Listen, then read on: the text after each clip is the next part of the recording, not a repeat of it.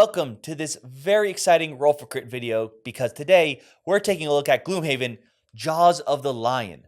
This is the prequel story-wise, but starter sequel to the original game of Gloomhaven. If you're new, Gloomhaven was a huge game and also a huge success. The game itself is a heavy dungeon crawl cooperative game when you'll be playing as characters exploring the world of Gloomhaven, discovering its mysteries, unlocking other characters, and going through the deep story and multiple scenarios they have for you to play through.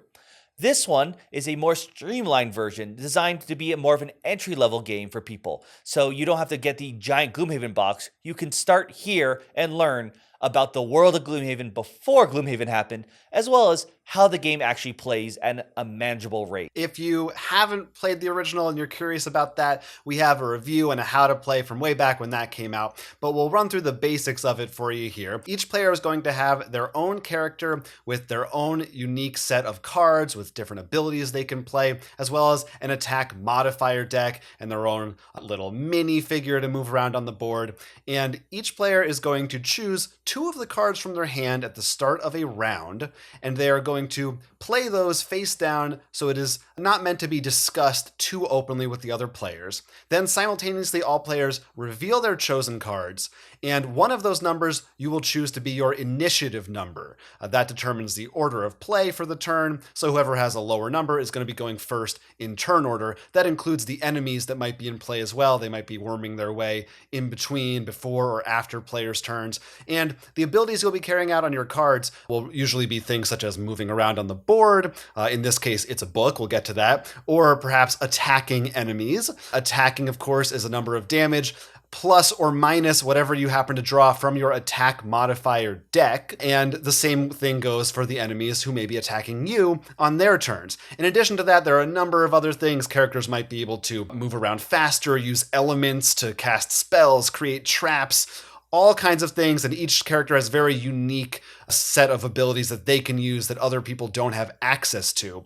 But at the end of the round, everyone's cards will be discarded, and eventually you're going to run out of cards in your hand. You'll be forced to take a rest. There are both short and long rests, which have their different advantages and disadvantages, so that you can get those cards back into your hand, but you will always be losing one every time you run through your entire set of cards. So it's sort of a puzzle to work with each other, as well as managing your own hand and making sure you have the right cards at the right time for when you need them in order to complete the scenario's objective, which often will be to defeat a certain amount of enemies or a particular enemy, but there could be some variation in there. For instance, there might be certain objective spaces that you need to reach and destroy as opposed to an enemy, or all kinds of other things that could happen in the world of Gloomhaven.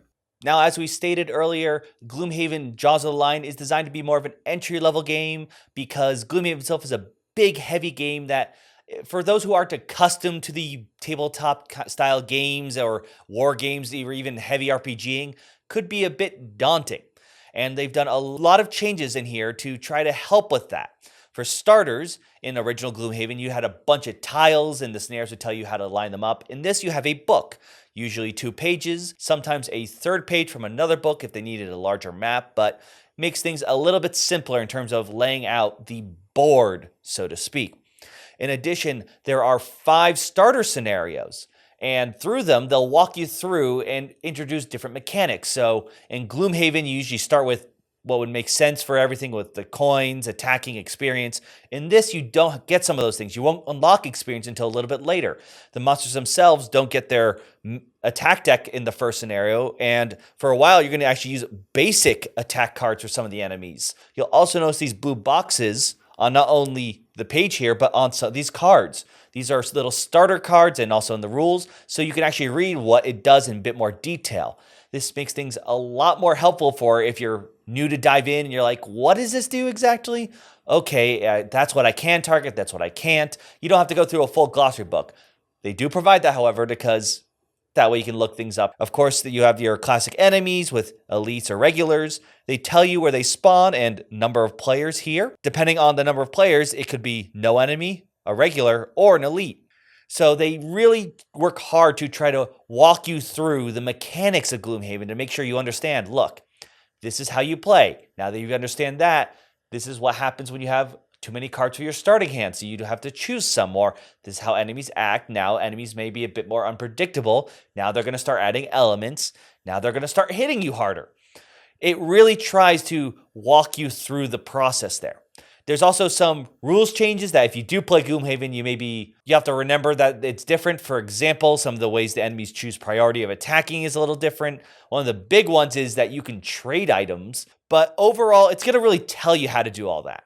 You're going to go through each scenario. It's got not just through this book, but this Learn to Play guide. We'll go through each step to make sure you know how to level up, how to gain everything. Before you even start, and this is one of those things I care a lot about, it tells you how to unpack the game and to pack everything up. It's got a nice insert, which is very nice for Gloomhaven. And all enemies are designed so they fit in a little baggie with their stands, their cards, and their initiative track. Because while this isn't mechanically different, unlike original Gloomhaven, as you can see here, you will have little tokens for every person and monster before they go on the initiative. So you always know, for example, that the Verminling Raiders will go before the Demolitionists. You don't have to look at the numbers again. Once you sort that, you'll know. One of the final changes, which is sort of small but important, is that in original Gloomhaven, you had events in the city and outside the city. This is because you may travel and then you may encounter events while you're traveling, depending where you go. In this, almost everything takes place on this board. I'm not going to show the other side because there's stickers on here, but it's pretty much you're in Gloomhaven, the city. You're just going to be doing things around there and finding out what dark secrets lurk beneath its surface. Yeah, the other really big change is simply the length and size of the game. This one retails for $50, and there are 25 scenarios. It's a briefer campaign, and there are still some side quests and things and some branching paths that you can take, but for the most part, it's a lot more manageable, both in the amount of time it will take you to complete a playthrough and just in general with your playstyle and introducing it to new people. But other than those changes, which may or may not sound significant to you if you're a Gloomhaven fan of the original, it is still essentially, I think, the same experience, the same mechanics. If you know how to play Gloomhaven, you know how to play Jaws of the Lion. This really isn't a spin-off, and it certainly isn't something like, you know, they have the Ticket to Ride New York, where it's like the 15-minute version of Ticket to Ride. This is not that. It does a good job of easing you into the game if you're new, but it also doesn't hold back. You know, I was going to say it is like that because maybe time ratio wise, it does cut down that much. In terms of the overall time. Yes. But individual scenarios outside that first set of early missions, you're still looking at probably 90 minutes to 2 hours per scenario, I think, on average. And they are still going to be challenging. It's not as if this isn't something that's designed for like, oh, grandma can play this now. You know, this is still a hardcore game that requires strategy and skill and all that stuff. So if you like Gloomhaven, you know, don't look at this and think, oh, this is the baby version of Gloomhaven. Right. It's not that. I think the closest comparison actually would be a video game would be Metal Gear Solid when they had the Mission Zero kind of thing for Metal Gear Solid 5. Or that Ground Zeroes that came out before. Yes, maybe something sort of akin to that. It's like it's the appetizer. Mm-hmm. It's the starter to that. Now, I think the big point of this would be how would you view this if you're new to Gloomhaven or if you already own it and you're halfway or how far you've ever been able to make it through Gloomhaven. And if you're new, I will say personally, I think it does the job very well. We actually did play this version with someone who did not play any Gloomhaven beforehand because I wanted to try out, could they learn this very well? And they seem to grasp it pretty well. I think they obviously always had questions, but the tools were helpful. They're like, okay, my card says this, so this was what I can do. And obviously, Jonathan and me, we have played Gloomhaven before, but I mean, there were things I sort of forgot and it explained it very well. I'm like, oh yeah, that's right. This is how that works or something. So yeah, I will say I kind of wish, I think the ideal experience for Gloomhaven is to play this first. Yes, that is, I would completely agree. I think You go into it, like, it explains everything really well. I think the tutorials are exciting to learn and stuff because even though we knew the mechanics, it was like, okay, cool. Yeah, I know there's enemy decks coming up, but I'm getting to the groove. It makes sense with these cards. And these cards, for example, that have the hints on them, you will actually lose these. They'll tell you, all right, take away all the cards labeled A and B, replace them with one. So they're going to take off those training wheels. And I think that it's also feels more manageable again because it's a shorter campaign. You can play this in a reasonable amount of time and not feel super intimidated by it and feel accomplished by the time you get to the end of it.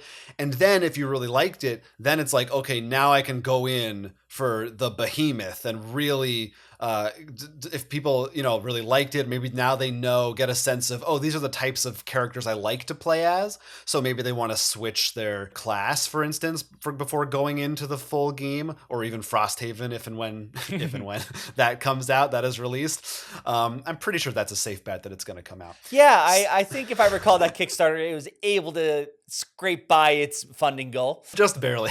So even for me, and as someone who, we play a ton of games and it's like I shouldn't be intimidated per se by a long game. I really liked being able to look at this and say, oh, we could actually finish this. You know what I mean? We can sit down and play this. I think the manageable is actually the big keyword for this version. We played a lot of this over camera because if you can't tell from this recording, we are still staying separate from each other.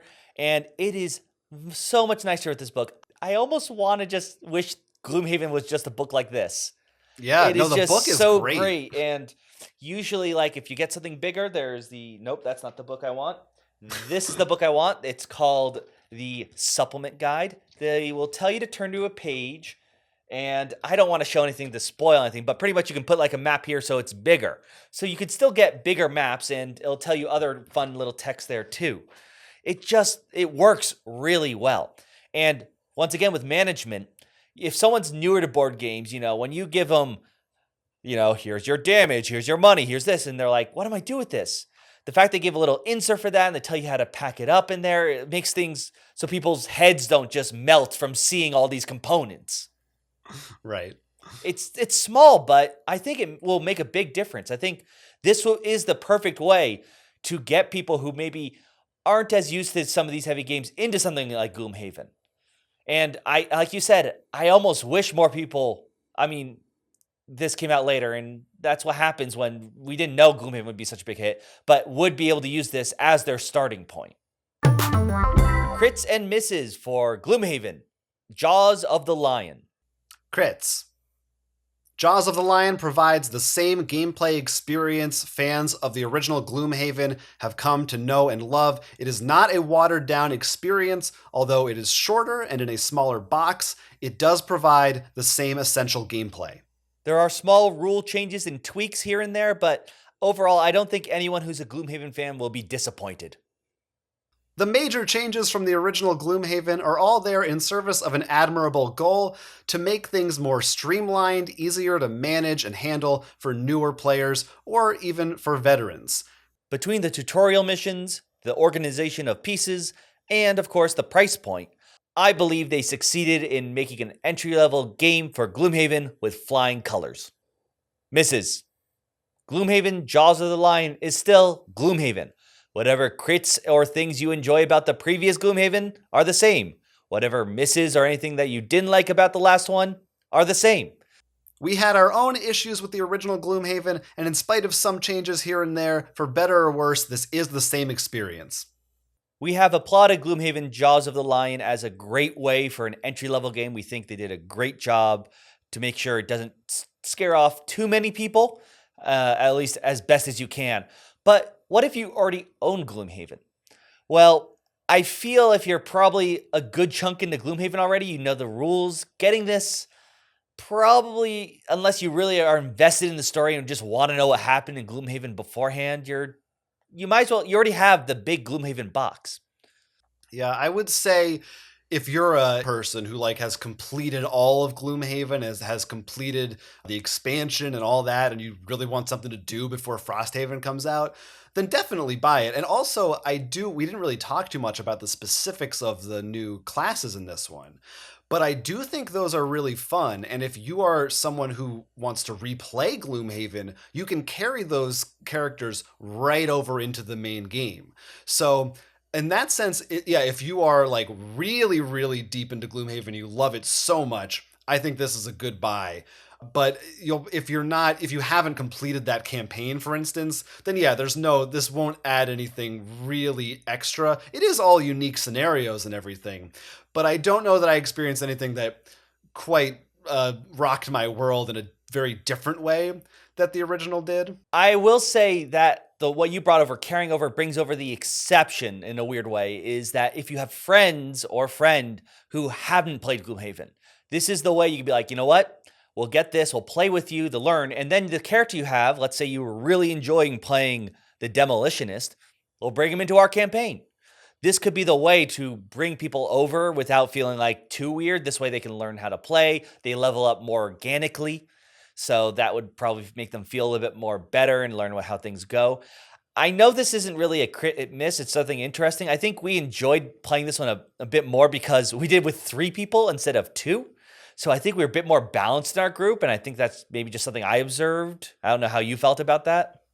Maybe a little bit. I think definitely, people who watched our infamous original Gloomhaven review know we didn't love it wholly. There are some things in terms of the cooperative nature of the game that we didn't love, and this game in some ways addresses those, in some ways doesn't. Another thing, for instance, like you said, if you really want to know the story of what happened to Gloomhaven, I wasn't a huge fan of the narrative in the original Gloomhaven, and I don't think this one brings anything that special to the table. It really is a dungeon crawl machine. It's like designed for the combat sections much more than it is the plot, which is fine. I think for me playing this, my expectations were in a different place, so I knew what I was getting, and I do think in some ways I enjoyed it more for that as well.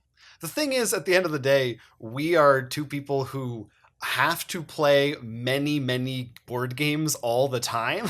So I think it's also a specific thing for us where we tend to get bogged down, at least I know I do, about something with a ton of missions and a campaign thing where it's like, we're never going to have time to do it. We're not going to get the people together.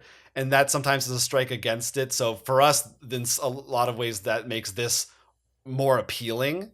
Absolutely, yeah. Whereas if you're the kind of person, of course, who you do have that group and you have the time to do it, and like Gloomhaven's one of your 5 games you have, then yeah, this isn't going to thrill you as much. But for those reasons, yeah, in some ways this was like, oh, this is great. I love this. I love that it's over. It's going to be over soon. This is awesome. Which sounds stupid, but well, it's because you're actually going to reach the end. It's in sight and it's like complete. You feel like you finished a book. Gloomhaven feels like there's so much there, and you're always wondering, a lot more at least, that like, did we find everything? Did we make a wrong turn somewhere? Or like, and right. Because they want everyone to feel like how elements work, how these work and stuff, I felt like you got those earlier on, or at least in a more interesting way. It's been a while since I've played the beginning parts of Gloomhaven, but I just think for what it's going out for, I think it's perfect. I don't know what else you could do, honestly. Yeah. I mean, they even added trading, which that surprisingly helped out a lot on that cooperative nature thing that we had issues with. I mean, there's obviously some more things that we could probably nitpick here and there that are already in our other Gloomhaven video, but I think they did the job they set out to do very well. So right now, Gloomhaven Jaws of the Lion is a Target exclusive in the US during the month of July. So if you're looking to pick it up, that's where you got to go. But it will be a wide release in August, everywhere that you want to look. And you heard our recommendation. I don't think you'll be disappointed if you buy it. Depending on your group, it may or may not be the best fit for you, but it's pretty solid. And it's more Gloomhaven. Right. That is what you're going to get. Well, it won't hurt your wallet as much as original Gloomhaven if you find out then. That's true. That's true. Now, if you have played Jaws of the Lion, Let us know in the comments section. How's it going so far? Have you managed to get through a bunch of scenarios? Which characters are you playing as? And what's your experience? What's your history with the original Gloomhaven? And have you tried introducing it to new people? It'd be really interesting to hear stories of that nature from out in the wild. We did our best, of course, to play with someone who hasn't played it before, but every group is different, so we'd really love to hear your experiences. I'm sure everyone would to know whether this was a great way to introduce people or people who are already veterans to this very heavy but popular game that is Gloomhaven. Leave those comments down below. But until then, I'm Will. I'm Jonathan. And this has been Roll for Crit. Here's an idea. Support our Patreon or like and subscribe to this channel for more. Fagulu Mkthawa audio expansion Wakana Cthulhu awesome.